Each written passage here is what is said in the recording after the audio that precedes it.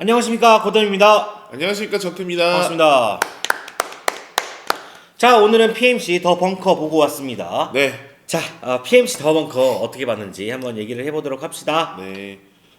티저 예고편만 놓고 봤을 때는 좀 상당히 많은 전투 상황도 있고 그 안에서 벌어지는 뭐 치열한 공방을 예상하고 또 1인칭 액션이라고 해서 약간 뭐 둠이나 이런 게임 같은 걸 많이 생각하고 갔어요. 근데 기본적으로 기대했던 게 예고편에서 묘사했던 부분까지고 그 이후에 나오는 상황은 좀 기대했던 포인트랑 많이 달랐습니다. 나오지 않았죠. 어, 거의 안 나왔어요. 그래서 많이 나오지 않았어요. 네. 특히 그 1인칭 액션이라는 부분이 거의 나오지 않았고 그 다음에 생각해보니까 제목에 더 벙커가 들어가 있더라고요. 네. 그러니까 뭐 제가 사전 조사를 미흡하게 한 탓이겠지만 이제 특정 공간에서 벌어지는 이야기라는 거를 확실하게 인지를 하고 가서 보셔야 될 것 같아요. 그러니까 이게 액션이라고 해서 막 이게 뭐 그 뭐라고 하지 뭐 복잡한 막 미로를 탐험하면서 막 쏘고 죽이고 이런 게 아니라 벙커는 외부의 공격으로부터 보호받는 공간이잖아요. 그 공간이 중심이라는 걸 꼭 잊지 말고 보셔야 될 것 같고요. 그리고 상당히 전체적으로 뭐 이렇게 지루하다라고 하긴 그렇고 그냥 강약 조절이 좀 아쉬웠다는 생각이 들어요. 그래서 오히려 저는 지친다라는 표현이 좀 옳을 것 같고요. 네. 그리고 사건이 되게 끊이지 않습니다. 네, 그것이 쉴 틈을 주지 않아서 좀 그런 것 같기도 하고 내용적으로 좀 많이 아쉬운 부분이 있어서 이건 이따가 더 얘기해 볼 텐데 그런 것들이 어쨌든 저를 좀 지치게 만들었네요. 네. 네. 저는 일단 종잡을 수 없는 영화였다고 생각을 합니다. 아, 재미는 있는데 네네. 재미없는데 재밌는 것 같아요. 뭔가 그런 야사모사. 아, 또 이제 수많은 단점들이 보이긴 하는데 네네네. 긴장감들이 있는 몇몇 장면들이 또 보이거든요. 네. 하다못해 이제 옆에 분이 네. 발을 동동 구르면서 보시더라고요. 어. 긴장감이 넘쳤다는 거죠. 어. 커플 두 명이서 발을 통동동동 어머 이렇게 보셨더라고요. 아, 다행이네요. 그- 저는 좀 응. 뭐 급하신 줄 알고. 아니요, 근데 저랑 정크님은 네. 이러면서 봤잖아요. 저는 그 중간에 자세도 고쳐 잡았습니다. 그러니까 좀 이상한 영화였던 것 같아요. 네네네네. 뭔가 더 깊이 말씀드리기 전에 정리를 해보면 좁은 공간에서 실험적인 연출을 보여준 영화이긴 했습니다. 네. 벙커가 무너졌을 때는 더 테러 라이브가 생각이 났고요. 네. 그 안에서 해결하는 주인공의 모습을 봤을 때는 터널이 생각이 났어요. 아, 예. 그래서 또 하정우 씨가 주연을 맡아서 그런 건지 네, 모르겠지만 네, 네. 더 테러 라이브랑 뭐 터널이 생각이 나는 그런 영화였던 것 같아요. 뭔가 이상한 영화였어요. 이게 참 사람이 예. 이게 이래서 자꾸 같이 하면 안 된다는 생각하는 거가 썼어요 이렇게? 네, 그 내용을 앞에 조금 썼어요.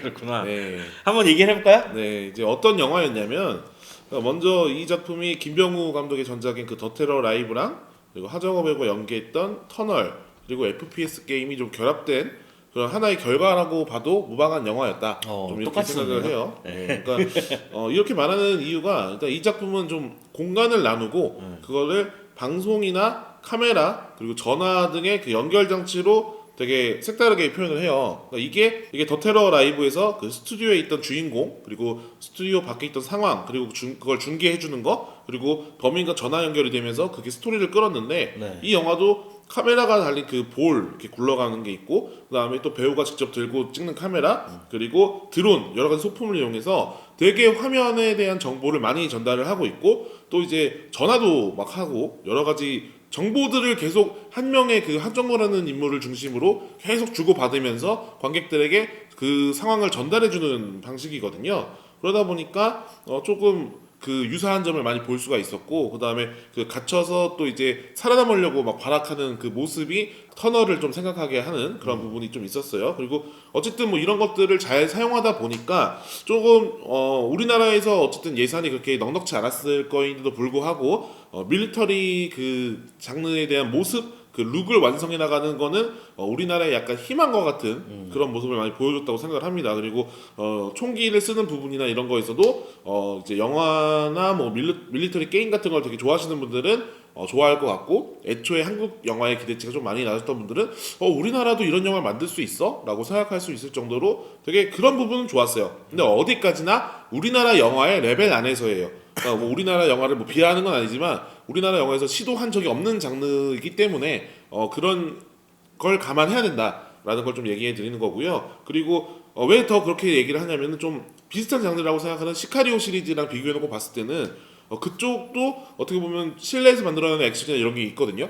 그런데 거기서 만들어내는 액션과 긴장감과 이야기 그 구조랑 여기서 만들어내는 거는 조금 사람의 몰입도보다는 아까 말한 지치게 만드는 감정을 불러일으키는 게 있어요. 그러니까 그거의 차이점은 제가 뭐 여러 가지 설명을 해드리고 싶지만 사실 그 직접 보시는 게 제일 답인데 정말로 그 면밀한 차이가 있거든요. 그걸 제가 어떻게 설명드려야 될지 모르겠지만 그냥 저는 몰입하는 부분과 지치는 부분으로 갈라졌다라는 이야기를 하고 싶어요. 그리고 영어 대사가 뭐 자체 스크립트가 있음에도 불구하고 뭐 이제 자막을 뭐 이제 황석희 번역가님을 고용해서 이제 뭐 번역했다 뭐 이런 얘기가 있더라고요. 그래요? 네, 근데 이제 뭐 작업 자체는 뭐 괜찮은 시도라고 생각해요. 영어로 대사를 하고 외국인 배우가 나오고 그걸 우리가 자막으로 본다는 거 이것도 한국 영화에서 많이 시도하지 않았던 부분이기 때문에 그것도 높게 삽니다. 하지만 오히려 영어를 하지 않을 때가 문제예요. 네, 영어를 하지 않을 때 뭐 하정우 배우는 약간 한 톤이 낮아서 그냥 이렇게 좀 목소리만 좀 얕게 들렸지 대사는 그래도 정확히 들렸거든요. 문제는 이성균 배우입니다. 이성균 배우는 소리를 지르는 장면에서도 제가 뭔 말인지 못 알아먹었어요. 저도 못 들었어요. 네. 그러니까 그걸 벌써 나는 되게 뭐라고 하는지 잘 모르겠는 거예요. 그러니까 이게 뭐라고 해야 되지? 그러니까 내용이 끊긴다는 느낌이 들 정도로 저 부분에서 무슨 말 한 거지? 저게 되게 중요한 내용 같은데 막 이렇게 생각이 들 정도로 몰입도를 되게 방해하는 느낌이었어요. 그러니까 뭐 노래 같은 거나 OST 부분을 되게 신경 쓴 걸로 보여서 그거에서 막 불러오는 긴장감도 있거든요. 근데 막상 이런 부분을 좀 챙겨주지 않은 걸 생각하니까 좀 너무 아쉬운 거예요. 완성도를 더 높일 수 있는 부분이었는데 그리고 이거를 만약에 현장 녹음이 아니라 후시 녹음이었다고 한다면 이걸 오케이 해준 거 자체가 문제라고 생각해요. 이렇게 대사가 안 들리는데도 이런 거를 그냥 묵과하고 넘어간다는 건 사실 영화의 정말 완성도에 있어서 치명적인 결과라고 생각을 해서 저는 이게 좀 안 좋았다라고 얘기하고 싶고 또 마지막 그 결말 부분으로 도달하는 과정도 정말 좀 아쉬웠는데 그러니까 한국 국적의 불법 이민자라는 것도 사실 와닿지가 않아요.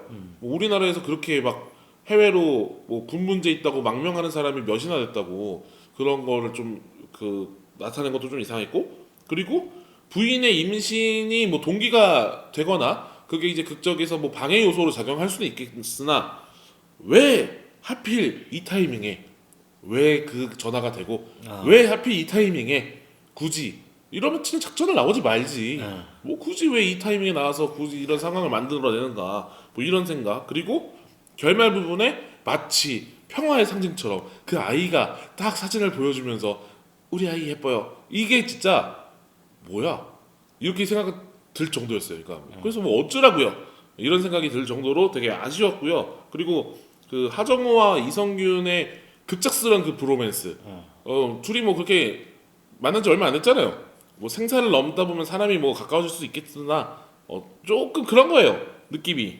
그리고 이게 어떻게 보면은 또 중국과 미국 사이에서 막 휘둘리는 남한과 북한의 모습을 이렇게 좀 축약해서 그 인물들로 표현한 것 같기도 해요. 그럼 메시지가 뭐 있다는 것도 뭐 조금 느끼겠어요. 뭐 이게 아니라고 생각할 수도 있지만 하지만 되게 명쾌하지도 않고 이게 그렇게 표현되는 게 옳아 보이지도 않았던 게 있는 것 같아요.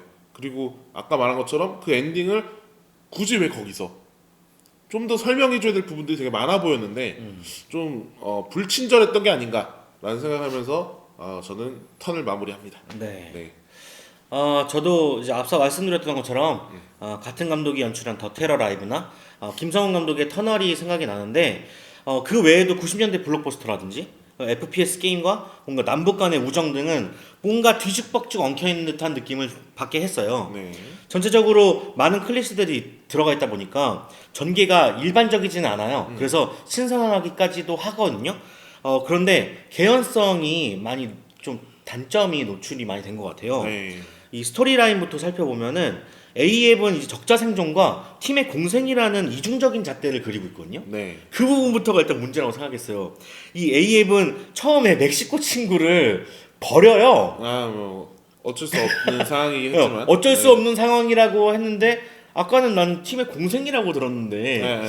버리는 거에서부터 얘가 이기적인 인물로 그려지는 거구나 생각을 했는데 이제 정작 돈 때문에 이제 배신당한 자신은 또 다수의 팀원을 구하기 위해서 이제 다리에 의족까지 잃어가면서 고생을 한단 말이에요. 네. 그래서 얘는 팀을 생각하는 거였나? 이렇게 생각이 또 들었다가도 아니었다가도 막 그 생각이 들더라고요. 네. 그러다가 갑자기 킹이 또 죽어가니까 로건이 희생을 당하잖아요. 네. 그리고 이제 북한의 의사인 윤지의는 또 도움을 주게 돼요. 네. 뭔가 주인공이 중심을 잡지 못하니까 오히려 빌런에서 나와야 할 의외의 변수가 주인공에게서 뿜뿜하게 되는 이런 이상한 결과를 또 낳게 되더라고요. 네. 이러다 보니까 주인공의 이제 개인적인 갈등이 결말까지 이어지게 되는데 이 세계는 전쟁의 위험 속에 빠지게 되고 내 눈앞에서는 총알이 휙휙 날아다니고 있는데 우정 타령을 하고 있으니까 이게 뭔가 많은 분들이 이 부분에서 굉장히 의아해 하셨을 거라고 저는 생각을 합니다. 이게 말도 안 되는 상황이었어요. 그렇죠. 그러니까 저는 그 부분이 사실 마음에 안 드는 게 그 마지막 그러니까 라스트 씬 갔을 때 그 비행기 안에서 벌어진 사건 있잖아요. 네.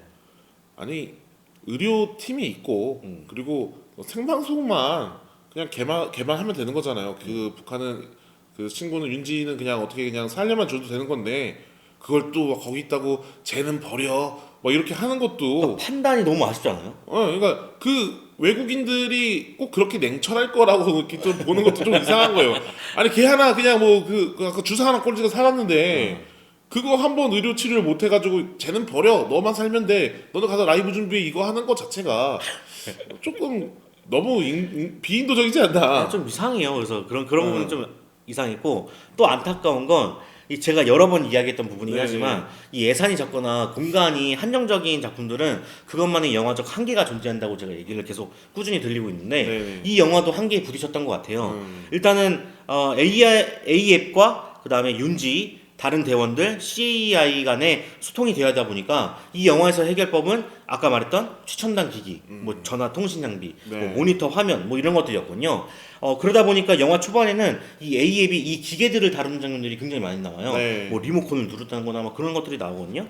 뭔가 시스템에 대해서 인식을 계속 각인을 시켜주게 되는데 이 영화에서 변수인 폭격 씬이 나오다 보니까 이 첨단 기기들과 모니터 화면도 타격을 입게 돼요.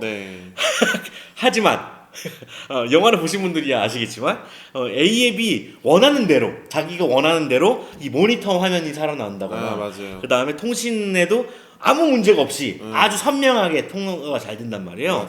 하다못해 킹에게는 폭격이 아무 타격도 죽이지 못하게 되거든요.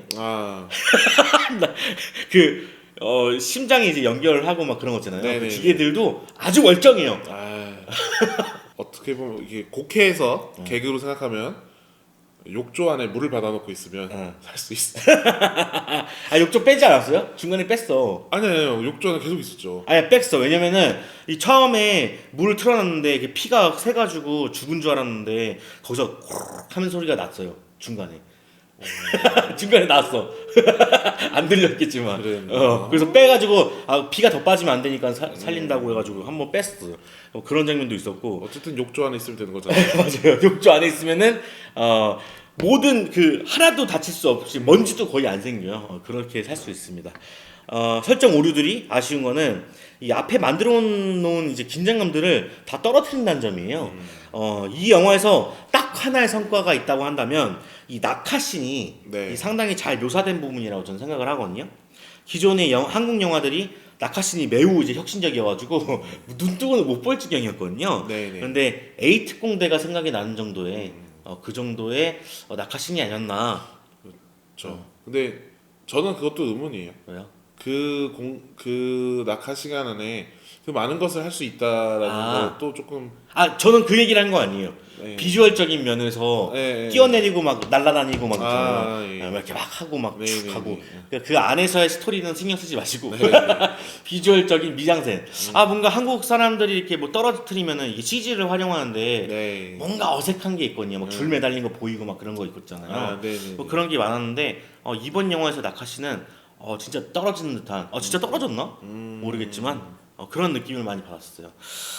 그리고 하정우의 총기 액션이나 정치적인 재미를 기다렸다면 추천하지 않고 싶고요. FPS 게임을 좋아하시는 분들이라면 조금은 추천해 볼 수 있지 않나 그런 생각을 해보는 영화였습니다. 자, 그럼 PMC 더 벙커의 감상평을 듣고 끝내보도록 하죠. 네. 마지막 질문으로 남기고 싶습니다. 자, 그래서 이제 어떻게 되는 건가요? 네. 네, 별점 2.5점 드립니다. 네. 저는 간결합니다. 터널 FPS 버전 2.6점 드리도록 하겠습니다. 네. 요즘에 제가 자꾸 한 점 1점, 2점 맞네요. 좀 정이 많으신가 봐요. 아니 터널이라는 영화가 사실 저희에게 뭐 감흥이 많이 안 왔지만 이 어쨌든 이 한국 영화 역사를 봤을 때도 그런 걸 고려한다면 네. 0.1점을 더 줘야 되지 않나 생각해서 드렸던 거예요 저는. 네, 뭐 일도 연관 있는 영화 아니니까. 그렇죠. 네, 맞아요. 자, 저희는 다음에 찾아뵙도록 하겠습니다. 저는 고담이었고요. 정크였습니다. 그럼 안녕히 계세요.